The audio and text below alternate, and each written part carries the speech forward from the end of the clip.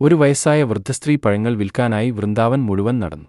പക്ഷേ ആരും പഴങ്ങൾ വാങ്ങിയില്ല. അവൾ തളർന്നു ഒരു മരച്ചുവട്ടിൽ ഇരിക്കവേ ദുഃഖത്തോടെ പറഞ്ഞു, ദൈവമേ, ഒരു പഴം പോലും വിറ്റുപോയില്ല. ഇന്ന് എന്റെ വീട്ടിൽ പട്ടിണിയാകും. എന്നാൽ അത് നിന്റെ ഇഷ്ടമാണെങ്കിൽ അങ്ങനെ ആകട്ടെ. അവളുടെ വാക്കുകൾ കഴിഞ്ഞതും ഒരു മധുരസ്വരമുള്ള കുട്ടിയുടെ വിളി കേട്ടു. അമ്മേ, പഴങ്ങൾ മധുരമുള്ളവയോ? ആ സ്ത്രീ നോക്കി. അവിടെ ഒരു സുന്ദരനായ ഉണ്ണി, നീലവസ്ത്രധാരിയും മോഹനമേനിയും തലയിൽ മയിൽപീലിയും ചൂടി ഒരു ഉണ്ണി. അവൾ സന്തോഷത്തോടെ പറഞ്ഞു, അതെ ഉണ്ണി, എന്റെ പഴങ്ങൾ എല്ലാം മധുരമാണ്. ഉണ്ണിക്ക് എത്ര വേണം? ഉണ്ണി ചിരിച്ച് ഉത്തരം പറഞ്ഞു, അമ്മ എത്ര തരും? അവൾ പറഞ്ഞു, എത്ര പഴത്തിനു മൂല്യം തരുന്നുവോ അത്രയും പഴം കൊടുക്കാം. ഉണ്ണി നോക്കി. മൂല്യം? അത് എന്താണ്? അവൾ ചിരിച്ചു. ഉണ്ണി, നീ എത്ര നിഷ്കളങ്കൻ. ആരുടെ കയ്യിൽ നിന്നും എന്തെങ്കിലും വാങ്ങണമെങ്കിൽ പകരം എന്തെങ്കിലും നൽകണം. അതിന് മൂല്യം എന്നാണ് പേര്. ധനം ആയിരിക്കും, അഥവാ ധാന്യവുമാകാം. ഉണ്ണി പറഞ്ഞു, ധനമോ അങ്ങനത്തെ വസ്തു എന്റെ അടുത്ത് ഇല്ലല്ലോ.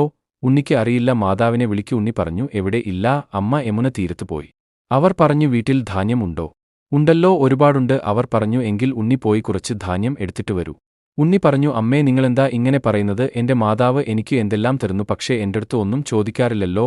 ഗോപികകൾ എനിക്ക് നിറച്ചും വെണ്ണ തരാറുണ്ട്, അവരും ഒന്നും ചോദിക്കാറില്ലല്ലോ. ആകെ പറയുന്നത് അവരുടെ മടിയിൽ ഇരിക്കാനും അമ്മേ എന്ന് വിളിക്കാനും ആണ്. മടിയിൽ ഇരുന്നു അമ്മേന്ന് വിളിച്ചാൽ എനിക്ക് പഴങ്ങൾ തരുമോ? വൃദ്ധസ്ത്രീ കണ്ണു നിറഞ്ഞു പറഞ്ഞു, മോനെ, എനിക്ക് ആഗ്രഹം ഉണ്ടെങ്കിലും ഞാനൊരു ചണ്ടാലിനിയാണ്. മേൽജാതിയിൽപ്പെട്ട നിന്നെ ഞാനെങ്ങനെയാ മടിയിൽ ഇരുത്തുക? അപ്പോഴേക്കും ഉണ്ണികൃഷ്ണൻ അവളുടെ മടിയിലിരുന്നു. ഇരുന്ന് പറഞ്ഞു, എനിക്കൊന്നും മേൽജാതി, താഴ്ന്ന ജാതി എന്നിവ അറിയില്ല. നീയും എന്റെ അമ്മയാണ്. ഉണ്ണി അവളെ ഉമ്മവച്ചു, അവളെ ആലിംഗനം ചെയ്തു.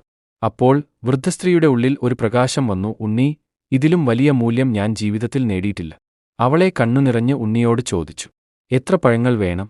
ഉണ്ണി കുഞ്ഞു കൈകൾ നീട്ടി പറഞ്ഞു, എനിക്ക് എല്ലാം വേണം. അവൾ പുഞ്ചിരിച്ചു. മൊത്തം പഴങ്ങളും വേണോ? മോന് ആവശ്യം ഉള്ളതു എടുത്തോളൂ. കൃഷ്ണൻ പറഞ്ഞു, നിൽക്കൂ അമ്മേ, ഞാൻ ധാന്യം എടുത്തിട്ട് വരം എന്ന് പറഞ്ഞു ഉണ്ണി വീട്ടിലേക്ക് ഓടി. അവർ പറഞ്ഞു, എനിക്ക് ഇനി ഒരു ധാന്യത്തിന്റെയും ആവശ്യം ഇല്ല. ഉണ്ണി കൈനിറയെ ധാന്യം എടുത്തു ഓടി വന്നു. അവിടെ എത്തിയപ്പോഴേക്കും ധാന്യങ്ങളെല്ലാം പോയിരുന്നു. കയ്യിലിരുന്നത് 4 or 5 ധാന്യമണികൾ മാത്രം. അവൾ സന്തോഷത്തോടെ പറഞ്ഞു, ഇത്രയും മതി മോനെ, ഇത്രയും ധാന്യം മതി എന്റെ കുട്ടാ നിറയാൻ എന്ന് പറഞ്ഞു ഉണ്ണിയുടെ കയ്യിൽ നിന്നും ആ ധാന്യമണികൾ വാങ്ങി തന്റെ കുട്ടയിലിട്ടു. എന്നിട്ട് പഴങ്ങൾ കൊടുത്തു. എന്നിട്ട് തന്റെ വീട്ടിലേക്ക് തിരികെ പോയി. വീടെത്തി കുട്ട തുറന്നതും സ്വർണങ്ങളും വജ്രങ്ങളും കൊണ്ട് കുട്ട നിറഞ്ഞിരിക്കുന്നു.